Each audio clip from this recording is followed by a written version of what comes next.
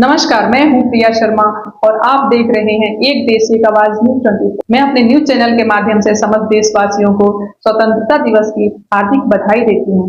अनगिनत स्वतंत्रता सेनानियों के बलिदान के फलस्वरूप हम 15 अगस्त को स्वतंत्रता दिवस के रूप में बड़े गर्व और धूमधाम से मनाते हैं। यह 15 अगस्त केवल एक तारीख ही नहीं बल्कि हम भारतीयों के दिलों में बसा हुआ गौरव, एकता और बलिदान का प्रतीक है। इस पावन अवसर पर हम उन समस्त स्वतंत्रता सेनानियों को नमन करते हैं जिन्होंने हमें ब्रिटिश शासन से मुक्ति दिलाई, जिसके फलस्वरूप हमें स्वतंत्र भारत में रहने का सौभाग्य प्राप्त हुआ। उन वीर शहीदों ने अपने घर परिवार की फिक्र किए बिना इस स्वतंत्रता की लड़ाई में अपने प्राणों की आहुति दे दी। यह आजादी एक तोहफा नहीं बल्कि उन वीर शहीदों द्वारा सौंपी गई एक बहुत बड़ी जिम्मेदारी है। तो सवाल अब यह उठता है कि उन वीर शहीदों द्वारा सौंपी गई इस जिम्मेदारी को उतनी ईमानदारी से हम निभा पा रहे हैं जितनी ईमानदारी से उन्होंने हमें ये जिम्मेदारी सौंपी थी। अनेकता में एकता हमारा मूल संवैधानिक अधिकार है, लेकिन हमारे देश को जाति, धर्म और भाषा के आधार पर बांटा जा रहा है। 6 साल से लेकर 14 साल तक के बच्चे को फ्री शिक्षा हमारा संवैधानिक अधिकार है, लेकिन जहां देश में हमारी जनसंख्या बढ़ रही है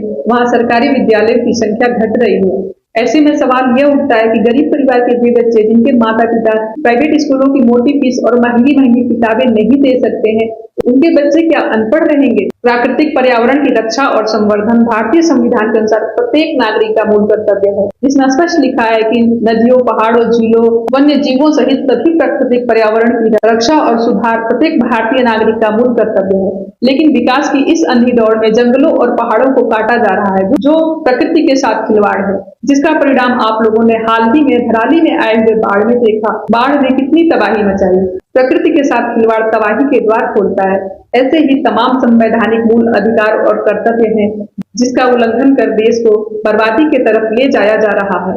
आरक्षण के लिए लोग आपस में लड़ रहे हैं, ये हमें संविधान द्वारा मिला है और सरकार भी उनके साथ खड़ी है, लेकिन उन अधिकारों और कर्तव्यों का क्या जिनका उल्लंघन कर देश को गृह युद्ध की तरफ धकेला जा रहा है। सभी भारतवासियों से अनुरोध है कि उन वीर शहीदों की शहादत को मत भूलो। कितनी माओं ने अपने बेटे खोए, कितने बहनों ने अपने भाई खोए और कितने सुहागनों ने अपने सुहाग खोए, तब जाकर हमें ये आजादी मिली है। अब उनकी सौंपी हुई उस जिम्मेदारी को निभाओ जिसके तुम ऋणी हो।